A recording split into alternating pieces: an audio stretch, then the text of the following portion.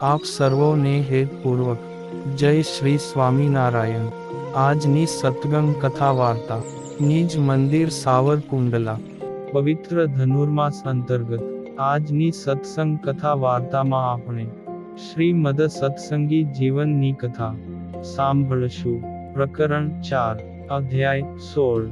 સુવ્રત મુનિ કહે છે કે, હે રાજન, ભગવાન શ્રી હરિ હેમંતસિંહ રાજા પ્રત્યે કહેવા લાગ્યા કે, હે રાજન, તમે તમારા સંબંધીજનો સાથે તમારા નગર પ્રત્યે પ્રયાણ કરો, અને હું તમારી પાછળ જ તમારા નગરમાં આવું છું।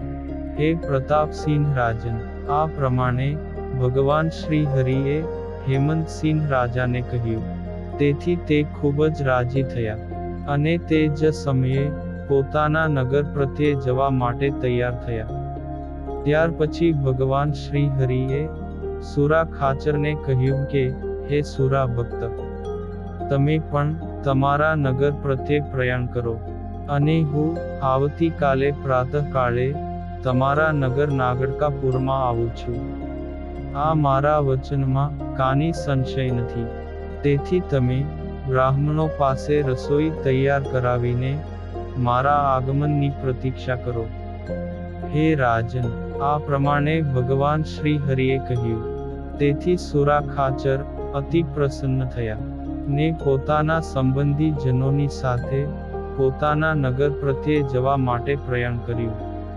આ સમગ્ર વૃત્તાંત રતિ દેવીએ જયાબાને કહ્યું। તે સમયે જયાબા ને લલિતાબાની સાથે એકાએક ઊભા થયા, અને સ્નાન કરી પોતાનું નિત્ય કર્મ કરી રહેલા પોતાના ભાઈ ઉત્તમ રાજા પાસે જઈ ઉતાવળેથી કહેવા લાગ્યા કે, હે ભાઈ, દિવસનો પ્રથમ પ્રહર વીતી ગયો, છતાંને પણ દીર્ઘસૂત્રીની જેમ અત્યાર સુધી તમે શું ઘંટડી વગાડી રહ્યા છો? આપણું સર્વસ્વ લૂંટાઈ રહ્યું છે। માછલાઓનું જીવન જેમ જળ છે, તેમ આપણા જીવન પ્રાણ ભગવાન શ્રી હરિ છે। તેમને સુરા ખાચર તથા હેમંતસિંહ રાજા આપણાથી દૂર લઈ જઈ રહ્યા છે। શું થયું? કેવી રીતે?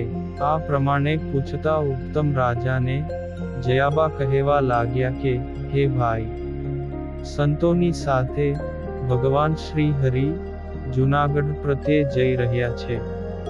હે ભાઈ, ત્યાંના સ્નેહી ભક્તજનો સમયે સમયે એવી પ્રેમથી સેવા કરશે કે આપણા નગર પ્રત્યે શ્રી હરિ ફરી પાછા ક્યારે પધારશે? સર્વત્ર સમાન ભાવ રાખતા શ્રી હરિને માટે સર્વે ભક્તો સમાન છે। તેથી તત્કાળ તેમની સમીપે જાઓ, અને શ્રી હરિને નમસ્કાર કરી પ્રાર્થના કરીને ત્યાં જતા અટકાવો। આ પ્રમાણે જયાબા અને લલિતાબાએ કહ્યું। તેથી ઉત્તમ રાજા ઉઘાડા માથે શ્રી હરિની સમીપે જવા માટે દોટ દીધી। તે સમયે માર્ગમાં આવી રહેલા ઉત્તમ રાજાને હેમંતસિંહ રાજાએ જોયા।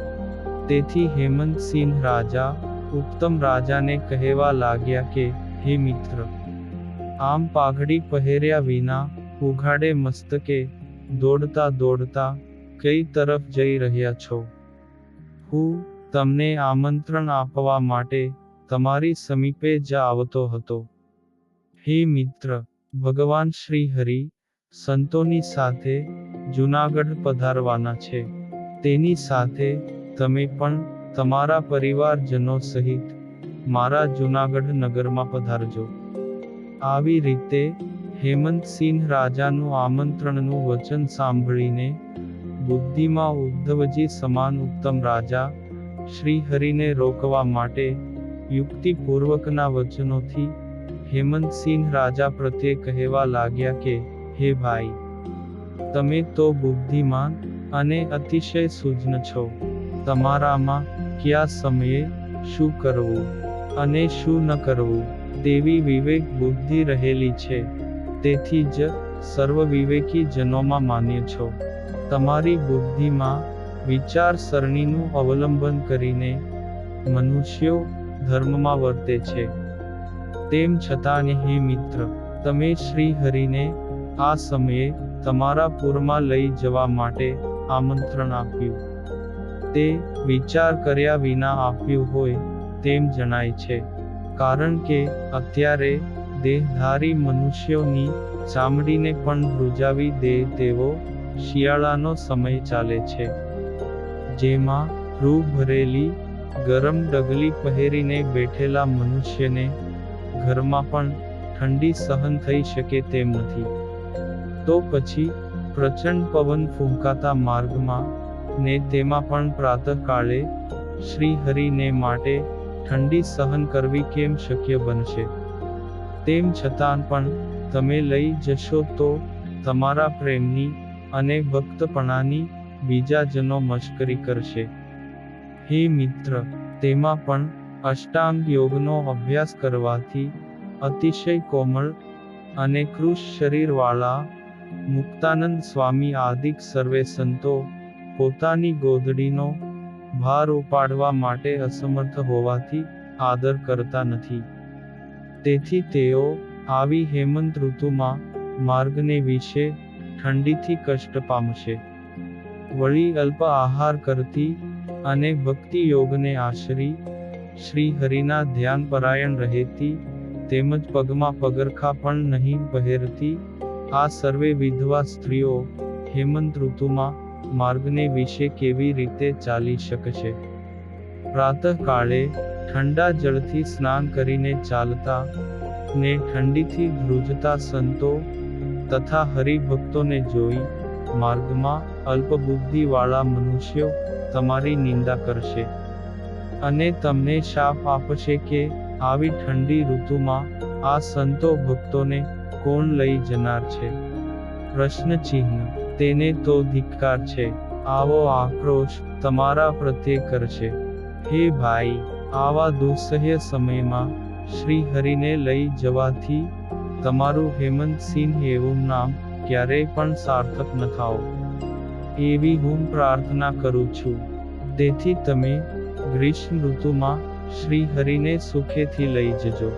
હે ભાઈ, ગ્રીષ્મ ઋતુ આવે ત્યાં સુધી તમે પણ તમારા સંબંધી તથા દેશવાસી ભક્તજનો સાથે ગઢપુરમાં નિવાસ કરીને રહો અને શ્રી હરિનું નિરંતર દર્શન કરો. અહીં ગઢપુરમાં જ તમો શ્રી હરિ તથા સંતોને પકવાનોથી ભોજન કરાવો અને શ્રી હરિનું સારી રીતે પૂજન પણ કરો. ભગવાન શ્રી હરિને પોતાના ઘેર લઈ ગયા પછી પણ તેમને જમાડવા કે પૂજા કરવાથી વિશેષ બીજો અર્થ જણાતો નથી. અને ગાર માટીનું ઘર એ કાની ઘર નથી, એમ સ્મૃતિકારોએ કહ્યું છે. પણ ગૃહિણી સાથે રહેવું એ જ ઘર કહેવાય છે. જો 7 માળની સુંદર હવેલી હોય પણ તેમાં પત્ની સાથે ન હોય તો તે હવેલી પણ જંગલ સમાન કહેલ છે. અને જ્યાં પત્ની નિવાસ કરીને રહેતી હોય તે સ્થળને જ ગૃહસ્થાશ્રમીઓનું ઘર કહેલું છે. અમારા ભાભી અહીં તમારી સાથે જ છે. તેથી મારા ભાભીની સાથે તમે વિવિધ પ્રકારના ઉપહારોથી ભગવાન શ્રી હરિનું પૂજન કરીને અહીં ગઢપુરમાં જ ગૃહસ્થાશ્રમીના કર્તવ્યોને સફળ બનાવો. હે ભાઈ, મિત્રનું ઘર પોતાના ઘરથી જુદું નથી, એમ શાસ્ત્રમાં કહ્યું છે. તેથી ગઢપુરમાં અમારા ભવનમાં જ રહીને તમે શ્રી હરિને ભક્તિભાવપૂર્વક પ્રસન્ન કરો. હે ભાઈ, મેં આ બધું તમને સ્નેહને કારણે કહ્યું છે. બાકી તમે તો ઉદાર બુદ્ધિવાળા છો. તેથી હવે હિત અને અહિતનો વિચાર કરીને જેમ હિત થાય તમે કરજો. સુવ્રત મુનિ કહે છે કે, હે રાજન, આ પ્રમાણે ઉત્તમ રાજાના યુક્તિપૂર્વકના વચન સાંભળીને આવા વચનોનો પ્રયોગ જાણવામાં પ્રવીણ અને નીતિયુક્ત બુદ્ધિમાં વિદુરજીની સમાન, અને તેથી જ ઉત્તમ રાજાના ભાવને જાણતા હેમંત સિંહજી ઉત્તમ રાજા પ્રત્યે કહેવા લાગ્યા કે, હે ભાઈ, કેવળ પોતાના સ્વાર્થનું રક્ષણ કરવા માટે તમે બહુ જ સુંદર વચન બોલી રહ્યા છો. નાના છો છતાં પણ તમારી બુદ્ધિ વૃદ્ધ પુરુષોની બુદ્ધિને પણ ઉલ્લંઘી જાય તેવી અધિક જણાય છે. જે સ્વભાવથી જ સદાય પરોપકારી છે એવા સંતોના નિરંતર સમાગમમાં રહેવા છતાં તમે આવી સ્વાર્થયુક્ત બુદ્ધિનો અભ્યાસ ક્યાંથી શીખ્યા? હે કલ્યાણકારી મિત્ર, યુક્તિપૂર્વક બોલવાનું જાણતા તમે ઠંડીને કારણે શ્રીહરિને જૂનાગઢ લઈ જવાનો નિષેધ કરી રહ્યા છો. તેનો ઉત્તર હું તમને આપું છું. હે મિત્ર, હું પવન ન લાગે તેવી અલ્પઘરની સમાન શિબિકામાં શ્રીહરિને બેસાડીને મારા નગરમાં લઈ જઈશ. આમ કરવાથી ઠંડીનું કષ્ટ શ્રીહરિને કેવી રીતે થશે? તેમજ તપસ્વીની સર્વે નારીઓને પણ વસ્ત્રના ઘર જેવા રથ કે ગાડામાં બેસાડીને માર્ગમાં સુખેથી લઈ જઈશ. અને સર્વે સંતો અને હરિભક્તો દિવસનો પ્રથમ પ્રહર વીતી જશે ત્યાર પછી જ માર્ગમાં સુખેથી ચાલશે. તેથી તડકાનો પણ ભય રહેશે નહીં. ઝેરી પવનથી મુસાફરના પ્રાણને હરી લેતા ગરમીના સમયને તમે શીતકાળથી શ્રેષ્ઠ કહો છો. તે શું વિચારીને કહો છો? ને બીજું, તમે યુક્તિથી ગૃહસ્થ ધર્મની સફળતા કહી તે તમારે મારી સાથે જૂનાગઢ આવીને તમારા કહેવા પ્રમાણે કરવાની રહેશે. શ્રી હરિની પ્રાર્થના કરતા કરતા જ્યારે મને ઘણા વર્ષો પસાર થયા ત્યારે અત્યારે જ હું તમારા નગર પ્રત્યે આવું છું એમ શ્રી હરિએ મને વચન આપ્યું છે. અત્યારે મારા મનોરથનું ફળ પ્રાપ્ત થઈ રહ્યું છે. મારા મનોરથ રૂપી વૃક્ષના મૂળિયા ઉખેડે તેવા સ્નેહનું લક્ષણ તમને ઉત્પન્ન થયું હોય તેમ મને લાગે છે.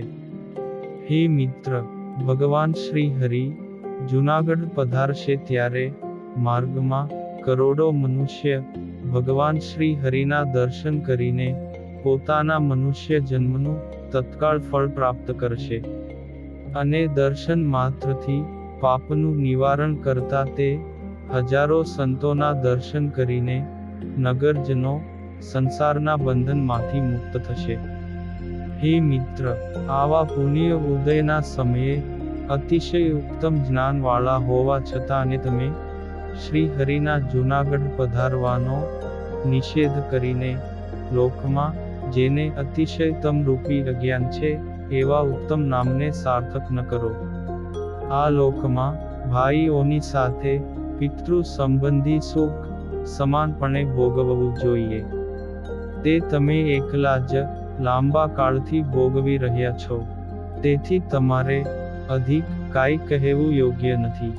જે વિવેકી ભાઈઓ હોય તે સ્વતંત્રપણે જ પિતાની સંપત્તિનો વિભાગ કરીને તેનો ઉપભોગ કરે છે. અને તમે તો પિતા એવા શ્રી હરિએ અન્ય ભાઈ એવા મને આપેલા સુખનો નિષેધ કરીને લજ્જા કેમ પામતા નથી? તમારે મારી પ્રેરણા વિના પણ ભગવાન શ્રી હરિને લઈ મારા નગરમાં આવવું જોઈએ.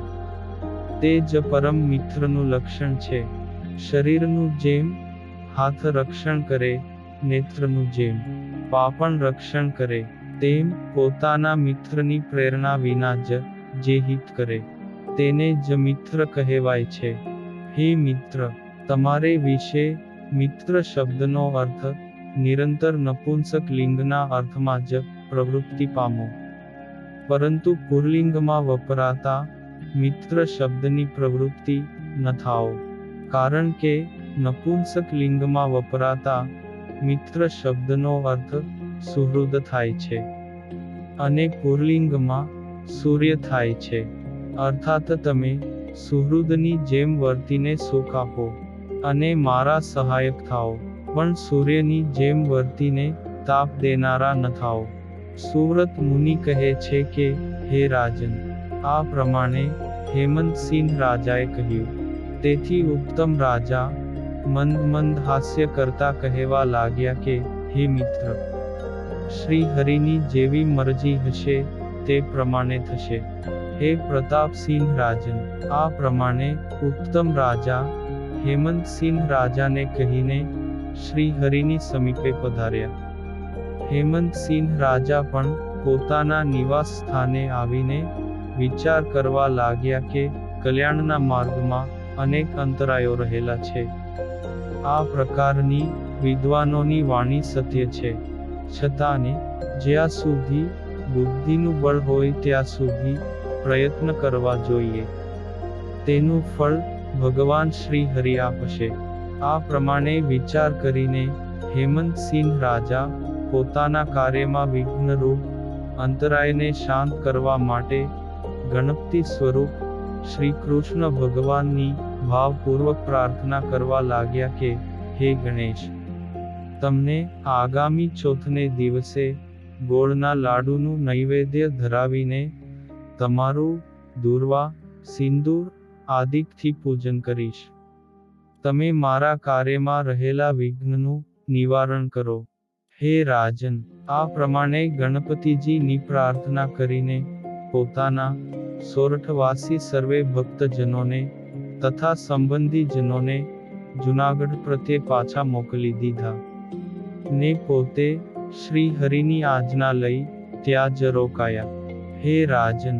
ત્યાર પછી પોતાની પાસે પ્રતિજ્ઞાથી બંધાયેલા ભગવાન શ્રી હરિના સત્ય વચનમાં વિશ્વાસ રાખીને તથા ભક્ત વત્સલતાને જાણતા હેમંતસિંહ રાજા પોતાના મિત્ર ઉત્તમ રાજા શ્રી હરિની સમીપે ગયા છે. તો પ્રભુ શ્રીનો જૂનાગઢ આગમનનો નિષેધ તો નહીં કરે ને? આવા પ્રકારની શંકા રાખીને ફરીથી શ્રી હરિની સમીપે આવી ઊભા રહ્યા. ઇતિ શ્રીમદ સત્સંગી જીવને નારાયણ ચરિત્રે ધર્મશાસ્ત્રે ચતુર્થ પ્રકરણે કાર્યાણીથી શ્રી હરિને જૂનાગઢ લઈ જતા હેમંતસિંહ રાજા તથા ઉત્તમ રાજાના પરસ્પર યુક્તિ પ્રયુક્તિ રૂપ વચનોના નિરૂપણ નામે 16મો અધ્યાય સંપૂર્ણ. અને હવે પછીની કથા વાર્તા આપણે આગળના ભાગમાં સાંભળશું. અત્યારે આપ સર્વોને ભાવથી જય શ્રી સ્વામિનારાયણ.